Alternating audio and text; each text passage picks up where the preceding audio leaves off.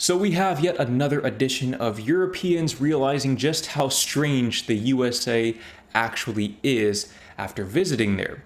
That said, let's get into this first video, my rich European cousin reacting to the Hamptons. By the way, if you don't know what the Hamptons are, basically the Hamptons are this really wealthy bubble in New York.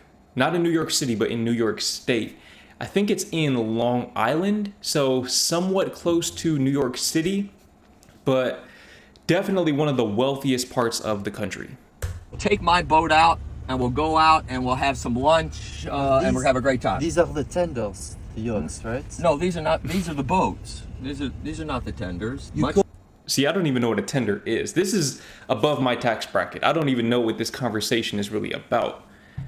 If you know what a tender is in this context, let me know. Oh, this a boat? Yeah, these are. No, I call it a yacht. This is a little small bateau. You kidding me? What is a bateau? I don't know what that is. Great. I mean, this is beautiful here, right? So this is the main part of... Yeah, it's great, right? I mean, it's interesting. It's interesting. Okay, look. So, obviously this is a skit. At least I think it is. I don't know, but it seems like a skit. Something that I find really fascinating is that Americans love to convince themselves that Europeans are poor and that rich Americans have it better than rich Europeans. And I just don't understand where this sentiment comes from. And forgive me if I go on a little tangent here, but this needs to be talked about.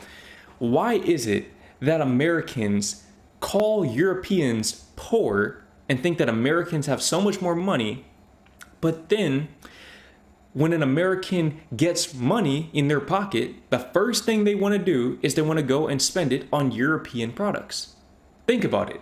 When an American gets some good money, I know that this is what a lot of Americans do because this is what I did when I was younger. This is one of the biggest mistakes I personally made, was I spent a lot of my money on designer clothes and foreign cars and things like that. Americans want to drive the Mercedes-Benz, they want to drive the BMW, they want to drive the Audis. A level above that, the Range Rovers, the Bentleys. A level above that, the Lamborghinis, Ferraris, Rolls Royces. These are all European brands. And what are they wearing when they drive these cars? They're wearing Louis Vuitton, Christian Dior. They're wearing Gucci. These are all European brands, at least to my knowledge. Rolex. They're wearing Swiss watches. Why is it that Americans think that they have so much more money than Europeans, and yet they're buying European luxury goods? Make it make sense to me. Lou, we have to go shopping with you. You need cargo shorts and flip flops. Cargo shorts? Yes. Flip-flops? Yes, you'll fit in that way. You'll love it. Then you'll feel more at ease. So I'm curious to know, I guess this guy sounds like he's French, so that's kind of the role he's playing here, but in your country, I'm going to assume you're from Europe. If you're from Europe, in your country, how do wealthy and or rich people dress? Is there some sort of identifying factor in their clothing that lets you know that they're rich? Because what I found was that in Europe, the average person dressed very well. The average person dressed very well. They were wearing scarves, turtlenecks, overcoats, maybe some nice looking boots, things like that. Things that if you wore in the US, you would get complimented very frequently. I feel like in the US, the look that he just described, the cargo shorts and flip-flops, that's something that middle-aged white men tend to gravitate toward. Or maybe just middle-aged men in general, but especially middle-aged white men who occupy places like the Hamptons or Beverly Hills, so on and so forth. But then again, you also have a lot of people who are opting for designer clothing. So you have women going for the really expensive bags. You have men going for maybe some really expensive loafers and the watches and things of that nature so they can show off at the country club that they belong to. What are some key identifying factors in Europe that somebody is essentially holding generational wealth? Let me know in the comments. This is what I was telling you about. I mean, look at all these beautiful yachts. I mean, look at this one. It's even got fishing rods on it. You go fishing, Louis. I don't fish. I eat fish. I don't go fishing. Well, you're gonna learn. You'll love it. You'll be a fisherman this summer. So you go catch the fish and then you eat it, or what? No. You catch a fish and you throw it back. You throw the fish back in the sea. What's the point of fishing? It's something to do. I don't understand that either. I don't understand that either. What's the point of fishing and then throwing them back in the sea? Because once you catch a fish, at least based on what I understand, the fishing hook is going to severely damage the fish. So at that point, I mean, it seems like the ethical thing to do to just let them back in the sea. I'm a vegan, mind you. I don't eat fish. But at the same time, if you're going to cause that much damage, you might as well follow through. But I don't know. I guess to each their own. You know, in Saint-Tropez, you go to lunch at, 3 in the afternoon and you party and you dance. Here, you fish and you throw the fish back. So he just mentioned Saint-Tropez. I don't know exactly where that is. Is that in France somewhere? Another thing I want to know is, where do most rich people in Europe tend to live? Because this is another thing, okay? People talk about how the US is so much better for rich people, but I just can't for the life of me understand why you would prefer to be rich in Detroit, Michigan, St. Louis, Missouri, Dallas, Texas, than to be rich in Monaco or Zurich or the south of France, the south of Spain. I mean, if I was rich, I don't know that I'd ever visit the US again. I would just fly people out to come see me in Europe, honestly, if I had that kind of money. Or Asia, maybe Singapore, wherever I would be living at that point in time. But it wouldn't be the US. It wouldn't be the US. It wouldn't even be LA or New York or Miami, because those places, for as nice as the nice areas are, a lot of times the nice areas are really just reminiscent of European cities. If you think about it, look at a place like Beverly Hills. I actually filmed a whole video in Beverly Hills where I talked about this, that the nicest part of LA, Beverly Hills, is really just like Europe. It's like almost a worse version of Europe in many ways, of European cities. And New York is no exception to that. Miami, haven't been there, but I assume it's similar to, let's say, for example, again, south of France, south of Spain.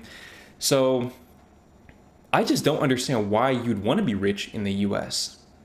I mean, I guess maybe it's a little more tax advantageous, but clearly there are people in Europe who are making it work, because I actually saw at least a few supercars in my 14 months in the Netherlands, and I wasn't in Amsterdam. I wasn't in a big city. I was in the suburbs. I was in the sticks. So saw a couple of Lamborghinis. I saw an Audi R8. I saw this Lotus that was really nice. And clearly people out there are finding a way to get to a bag. So what I want to know also is, if you were rich, or if you are rich, where would you or where do you own homes? Because I can just imagine having a house in Zurich, for example, or maybe just in one of those ski towns. I think it's Gstaad or something like that in Switzerland, this really nice ski resort town. Maybe a place like that. And then another place in Italy on Lake Como, or south of France, or somewhere like that.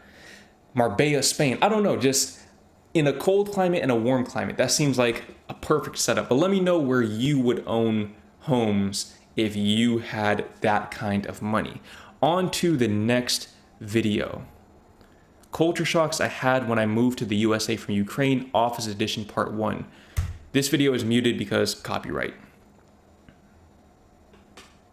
Coming to the office at 8:45 a.m.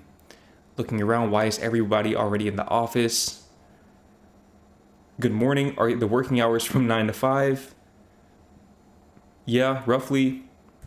That roughly is key. That roughly is key, because that basically means no. Ah, okay. Leaving at 5, but everybody is still in the office. I probably should stay. No, you shouldn't. You shouldn't. Here's the thing about that, okay? Now, mind you, I'm filming this video from Vietnam. I don't really know what the work culture is like here, and I'm kind of staying in this area that seems like a bubble for, I don't know if I would say wealthy people, but definitely upper middle class at worst. Vietnamese people, that is. And I'm saying this to say that in China, which is fairly close to where we are, it's my understanding that they have standardized a 996 culture, which is basically where you work from 9 to 9. So you work 12 hours, 6 days a week. And the thing about that is, and this also seeps into the schooling culture, by the way.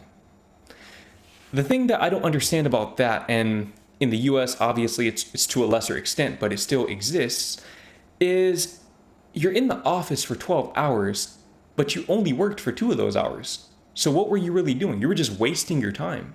And because it's a salaried position, I mean, maybe you get paid overtime, so I guess you can kind of justify it in that way. But is it really worth spending all that time away from your family? I don't know. Well, actually, I do know.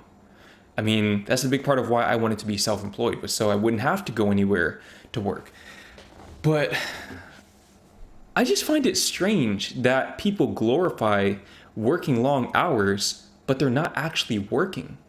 They're busy, but they're not productive. They're just doing a bunch of administrative tasks that really shouldn't take nearly as long as they're taking them.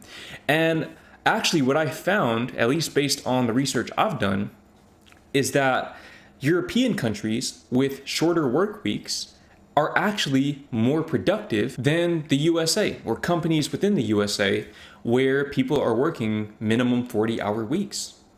Because ultimately, and look, this is kind of delving off into sort of a philosophical principle known as the 80-20 rule, Pareto principle, whatever you want to call it. Ultimately, it's more about figuring out the biggest needle moving tasks and doubling down on those things. So for example, when I was younger and I first started going to the gym, I used to be in the gym 2 hours at a time, 4 days a week. Didn't really see a whole lot of results. And I was like, maybe it's my genetics. Over time, what I realized was I'm in the gym for 2 hours, but I'm doing a whole bunch of nothing. I'm spending 10 minutes on my phone in between sets. I'm lifting weight that's not actually that heavy for me. I'm not really struggling, not giving my muscles a reason to adapt. What I do now is I basically work out for an hour, give or take, but I make that hour count and I train myself to the point of exhaustion. And what that does is that gives my body a reason to adapt, and I'm able to get probably 4 times the results, or really an infinite amount more results, because I wasn't getting results when I first started. I'm able to get way more results while training half the amount of time, because it's more about what you do in that time. On to the next video. And this one is also muted because, again, copyright. My problem with America, I cannot walk to that place, even though it's less than a mile away, because there are no roads for pedestrians and is not allowed to walk on the highways. Yeah, this doesn't look like a very walkable place at all. This is what your average American suburb is going to look like, realistically. I mean, do you even see a sidewalk anywhere here? I don't see a sidewalk here, here, here, here. How are you supposed to walk anywhere? And furthermore, where would you walk even if you could? There's nothing there. There's nothing there. I don't know what this building is or this building. The assumption in places like this is that you're either going to rent a car, you own a car, or you're going to have rideshare or something like that. But it is literally centered around cars. You don't see any cyclists. You don't see any pedestrians. Even if you do decide to walk on the grass, because of course, I guess that is a possibility, you're going to be the only one doing it. And that's an unsettling feeling. And it leaves you feeling very vulnerable, especially at night, especially if you're a woman.